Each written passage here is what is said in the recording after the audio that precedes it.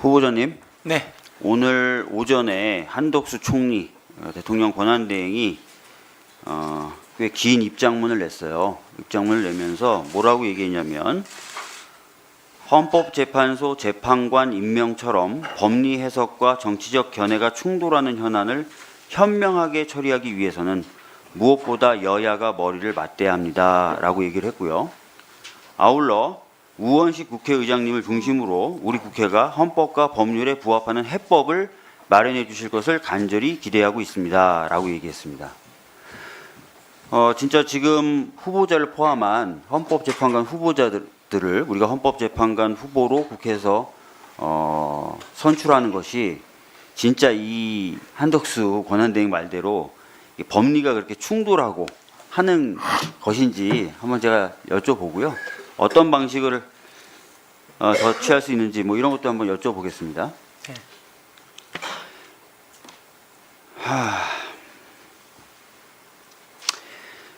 우리 헌법은 국회 의사결정 방법으로 어떤 걸 채택하고 있습니까? 국회 의사결정 방법은 예, 우리 헌법은 국회의 의사결정 방법으로 어떤 것을 채택하고 있습니까? 국회의원들의 의사 표현은 표결 방식을 하고 있는 것으로 알고 있습니다. 표결을 어떻게 한다고 돼 있어요? 다수결의 원칙에 의해서 맞습니다. 정하도록 되어 예, 제가 있습니다. 헌법 들고 있고요. 네. 헌법 49조에는 헌법과 법률에 특별한 규정이 없는 한 제적의원 과반수의 출석과 출석의원 과반수의 찬성으로 의결한다. 다수결주의죠? 네. 이거 헌법 조문 제가 읽어드린 겁니다. 49조. 네. 예. 자, 우리 헌법이 왜 다수결의 원칙을 이렇게 명문으로 규정을 했을까요? 국회에서 이렇게 다수결의 원칙을 따라야 된다, 따르면 된다 이렇게. 물론 소수자의 의견도 검토를 해서 서로 간에 국회에서 합의로 이루어지면 좋은 거지만 민주주의의 기본적인 원칙이 다수결에 의해서 결정되는 것을 전제로 해서 규정된 내용이 아닌가 그렇게 생각을 합니다. 맞습니다. 대부분의 헌법 교과서에서 그렇게 설명을 합니다. 아이고 만장일치 전원 합의 너무 좋지. 그러나 그게 사실상 가능한 경우가 몇 경우나 있겠어. 그래서 결국 토론이나 이런 것들을 거치지만 다수결로 결정을 하게 만들었다. 이렇게 지금 후보자님이 말씀하신 것처럼 설명이 돼 있어요. 맞겠죠, 그죠? 네, 뭐 원론적인 부분 맞는 것 같습니다. 네. 자, 아까도 말씀하셨지만 헌법재판소 재판관 9명 중에 3인 헌법 111조 제3항에 따라서 국회에서 선출하는 자를 대통령이 임명하죠? 네, 그렇게 되어 있습니다. 그렇게 돼 있잖아요. 네. 국회에서 선출하는 방식 다수결이죠? 네. 맞죠? 네. 만장일치로 선출해야 됩니까? 300명 전원이 찬성표를 던져야만 선출되는 겁니까? 만장일치라는 방법이 제일 의사의 합치가 있었기 때문에 제일 좋은 방법이긴 하지만 그게 안 된다면 결국은 각자의 의사를 표출하는 방식에 의해서 정해진다고 생각을 합니다. 그렇죠. 다수결의 원칙에 따라서 결정하게 되는 거죠. 49조에 따라서. 네. 자, 그러면 헌법 111조하고 헌법 49조를 엮어서 종합해서 해석해 보면 재판관 3명은 국회에서 추천하는 자를 대통령이 임명을 하는 거고 국회에서 선출하는 방식은 다수결의 원칙에 의한다. 이렇게 해석하면 되겠죠? 네, 해석 방식은 맞습니다. 맞죠? 네. 무슨 방식이 맞아요. 예, 해석상 그렇게 해석이 되는 건 맞습니다. 네, 맞잖아요. 이견이 있을 수가 없죠. 헌법 조문을 그대로 제가 읽어드린 건데, 그죠? 네. 예.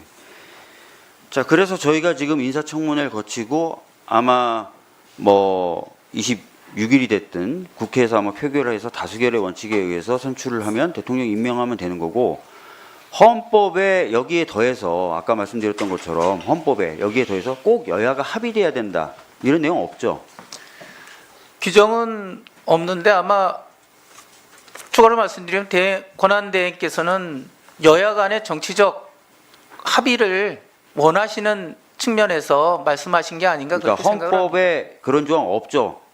그런 조항은 없습니다. 법률에도 그런 조항 없죠? 법률에도 없는 것으로 알고 있습니다. 자, 제가 아까 한덕수 권한대행 말 읽어드렸잖아요. 헌법과 법률에 부합하는 해법. 여기까지. 저는 예, 예. 그 부분에 관해서는 후보자님 제가 헌법과 법률에 따르면 다수결에 의해서 국회가 선출하면 대통령 또는 권한대행이 임명하면 되는 거죠. 그럼 헌법과 법률에 부합하는 거죠. 네, 적법적인 절차를 준수했다면 부합한다고 생각을 그렇죠. 합니다. 그죠? 부합하는 거잖아요. 그죠?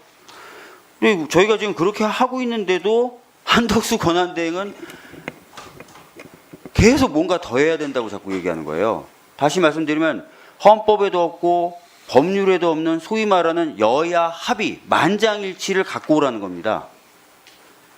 자, 헌법과 법률에도 없는 여야 합의 만장일치를 자꾸 들이대면 어떤 문제가 생기냐면 아까 말씀드렸던 다수결 원칙이라는 것도 훼손되고 더 나아가서는 사실상 불가능하거나 어려운 경우에까지 여야 합의가 요구되면 국회 의사결정이 지연되거나 심지어는 국회의 권능이 손상됩니다.